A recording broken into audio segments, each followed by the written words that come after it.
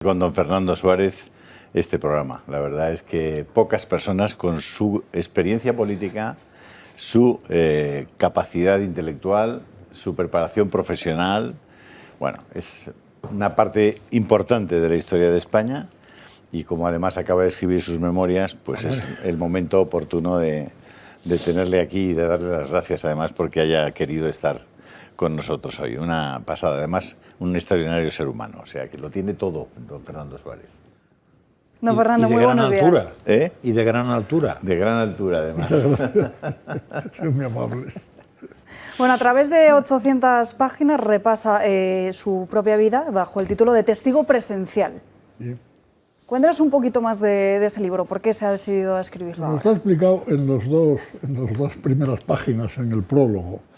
Y es que lo he dudado mucho de publicarlo o no, pero al final están contando la historia de tal manera que mis bisnietos pueden imaginarse que fuimos unos monstruos y nos han perseguido en Argentina. Entonces yo quiero explicar lo que he visto, lo que he hecho y que lo sepa todo el mundo. Entonces, como para mis nietos es más difícil leer los periódicos de mi época de actividad política, se lo doy hecho.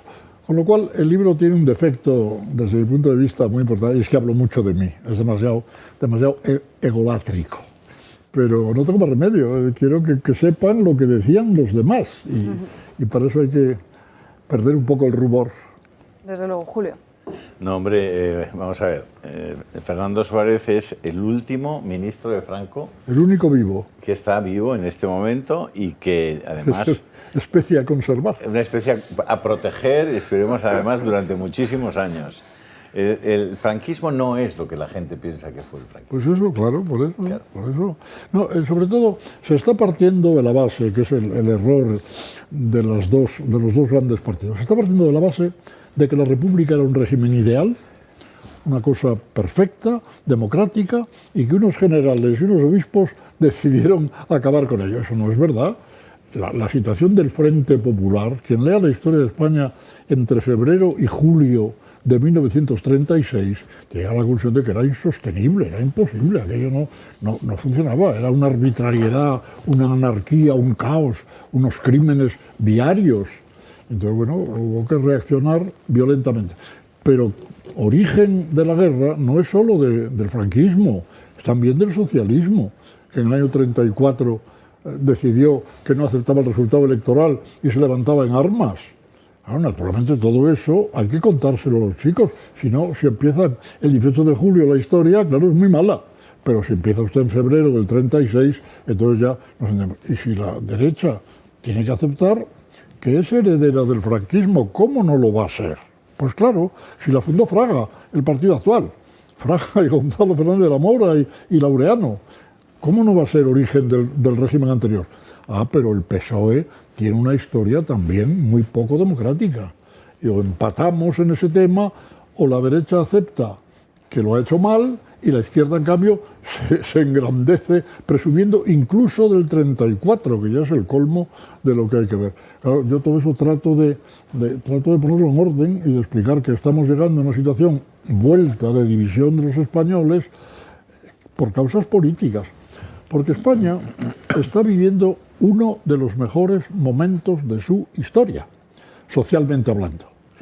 El deporte, el cine, la intelectualidad en general, es un país moderno, un país europeo, y lo están estropeando los políticos.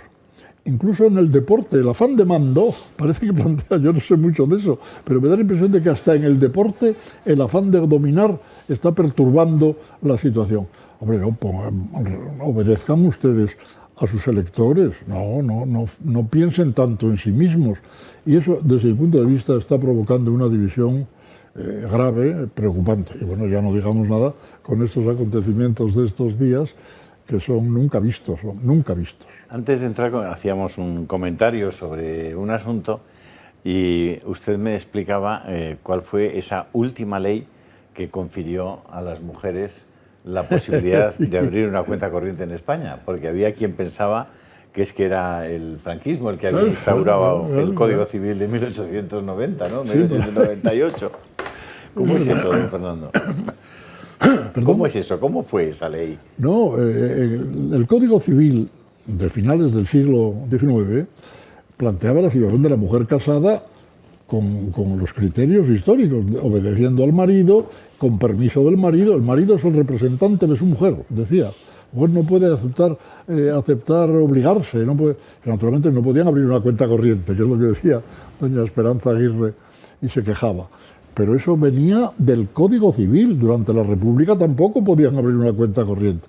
Entonces, la labor, créase o no, de la sección femenina y de Pilar Primo de Rivera y aquellas señoras que también trabajaban por la igualdad de la mujer, consiguió la ley de 1975, que es la ley de verdad de igualdad de derechos de la mujer casada con el hombre, los mismos derechos. Y eso tampoco se reconoce, es que no se reconoce nada, todo es malo. ¿Hubo reconciliación durante el franquismo? Bueno, la reconciliación, yo creo que el franquismo duró lo suficiente como para que hubiera ya olvidado el origen, ¿no?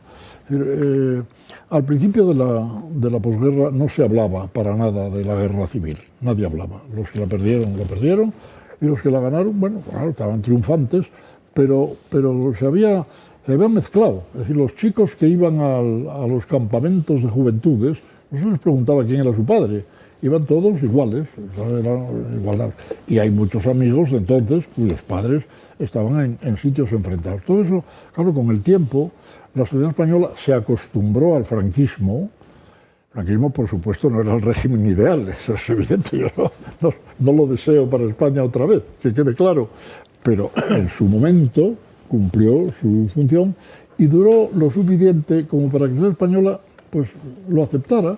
Como luego el tránsito lo hizo el régimen, dígase lo que se quiera, fueron los ministros de Adolfo Suárez, que era ministro secretario del movimiento, Torcuato Fernández Miranda. Toda esa transición y toda esa reconciliación se hizo pensando en un futuro ya de convivencia.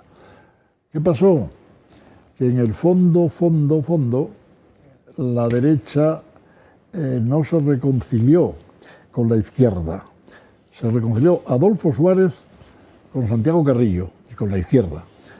Pero le dejaron la característica de la derecha al partido de Fraga, de Gonzalo, de Fernández de la Valle. Entonces, estos señores parecían los representantes del franquismo y la reconciliación fue aparente porque fue, insisto, del gobierno de Adolfo con la izquierda histórica, pero no Adolfo no en nombre del régimen, sino en nombre de su enorme personalidad y de su indiscutible acierto al hacer la transición. Y eso, claro, eso hay que explicarlo, hay que por lo menos opinar. Y es lo que hago. Era usted uno de los Suárez que figuraba en aquella terna, ¿no? Sí, bueno, no, yo no estuve nunca en la terna, no. Torcuato una vez gastó la broma de decir me equivoqué de Suárez, pues fue una broma notoria. No, Adolfo era el hombre indicado, sin duda, sin la menor duda. Eso no lo es que para ustedes la menor duda. La persona que en 1976 podía, con la legitimidad histórica de ser ministro secretario del movimiento y con la vista puesta en el horizonte, el único que podía atreverse a hacer lo que hizo fue el audaz de Adolfo Suárez. Y Torcuato eso lo sabía perfectamente, conocía al resto de la clase política y Adolfo, en su afán de pasar a la historia, lo hizo muy bien, consiguió una reforma política gracias a Torcuato, gracias a muchos de nosotros, a todas las Cortes de Franco que decidieron dimitir. Ello las llamó las Cortes destituyentes. Eso fueron las Cortes de Franco las que trajeron la democracia. Por lo tanto, yo creo que hay muchos títulos, hombre, para estar en igualdad de condiciones con la izquierda, por lo menos. Y eso en el PP actual yo lo echo de menos. En el PP y en todo lo demás, porque yo solo viví de cerca todo ese tema y en el PP y en todo lo demás. ¿En la terna cuál era? Porque estaba... ¿La terna famosa cuál era? ¿Landelino? No. ¿La terna en la que estaba Suárez? La terna eran Gregorio López Bravo, Federico Silva y Adolfo Suárez. Vale. Torcuato lo hizo perfectamente.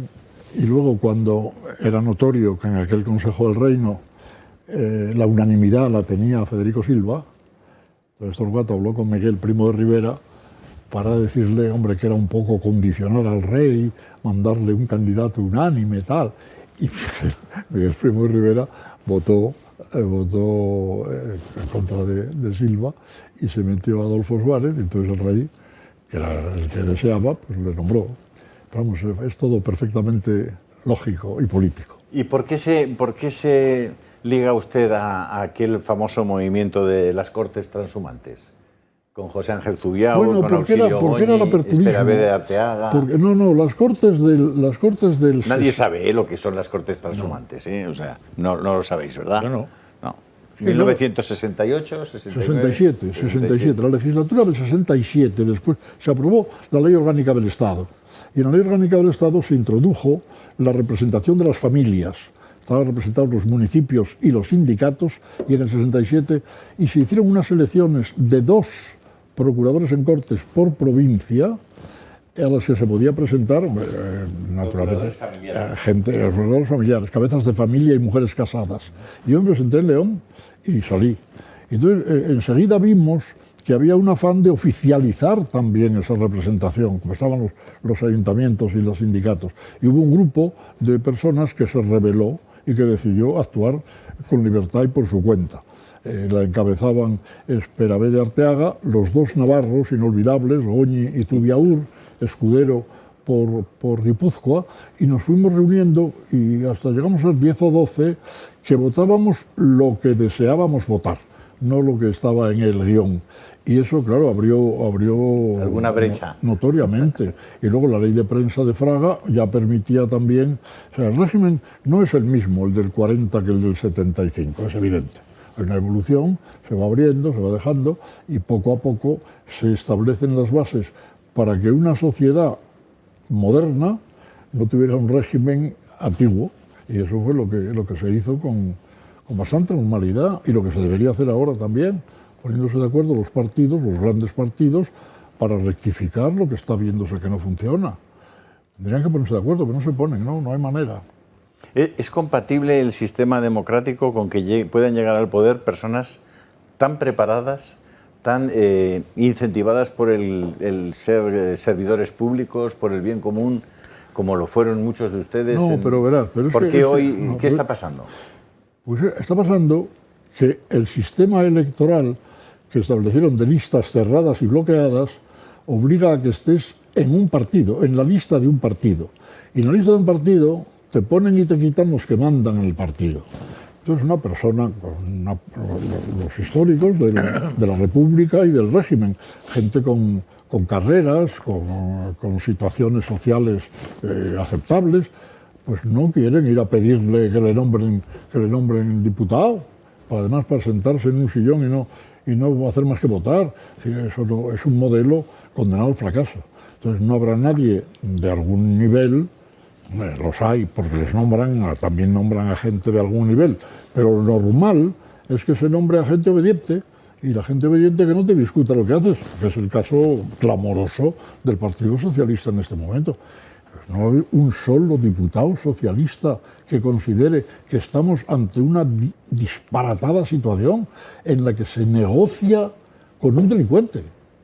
Es que estamos presentando en Europa una situación de un gobierno de una magistratura que reclama a un delincuente, que Europa no se lo devuelve, y le va a ver la vicepresidenta del gobierno. Es una cosa alucinante, no hay palabras para decir eso.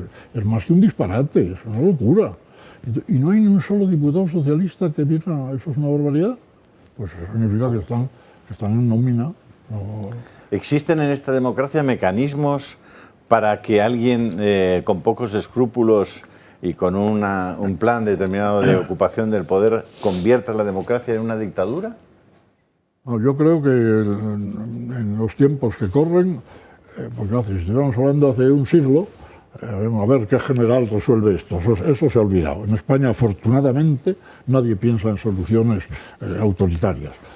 Es la democracia, los votos.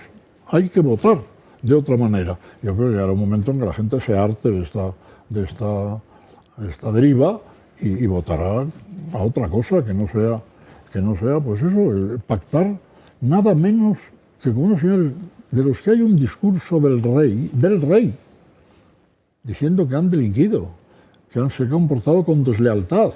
Y a todos estos señores que el rey ha calificado de esta manera, le piden el voto para ser gobierno.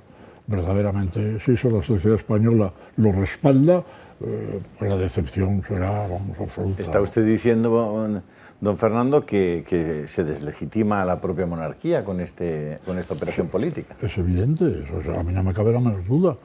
Es evidente. El rey, primero, yo tengo que decir que al rey anterior le tengo mucho respeto. Ha cometido errores verdaderamente penosos. Pero el monarca como institución fue extraordinario para España. La persona tuvo sus fallos, sus debilidades, pero yo distingo eso. Y naturalmente al monarca le tengo mucho respeto. Y a su heredero, tanto respeto por lo menos, porque el heredero no comete los errores personales. Al contrario, es un hombre ejemplar, un hombre que se ha mantenido en la Constitución, que no ha hecho más que salvar la situación de Cataluña también hace unos años, y que se ve rectificado por su gobierno y obligado a amnistiar a los que él dijo que eran desleales. Una situación muy dura, muy dura. El reciente comunicado de la Asociación Profesional de la Magistratura dice textualmente que la ley de amnistía supone el fin de la democracia y del Estado de Derecho. Eso, la principal asociación de jueces españoles. ¿Qué pasa al día siguiente entonces?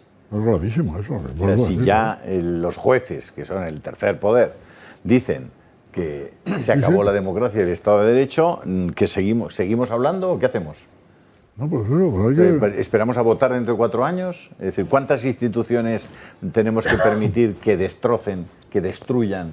¿Y cuánto porcentaje de unidad entre los españoles tienen que cargarse para que podamos hacer algo? Pero no, o sea, las cosas no pasan de ahí, no. Yo no creo de ninguna manera que la monarquía esté en riesgo en este momento. Al contrario, yo creo que está bastante reforzada y la joya de la princesa también es un patrimonio nacional. Pero es que hay que esperar, hay que aguantar el temporal.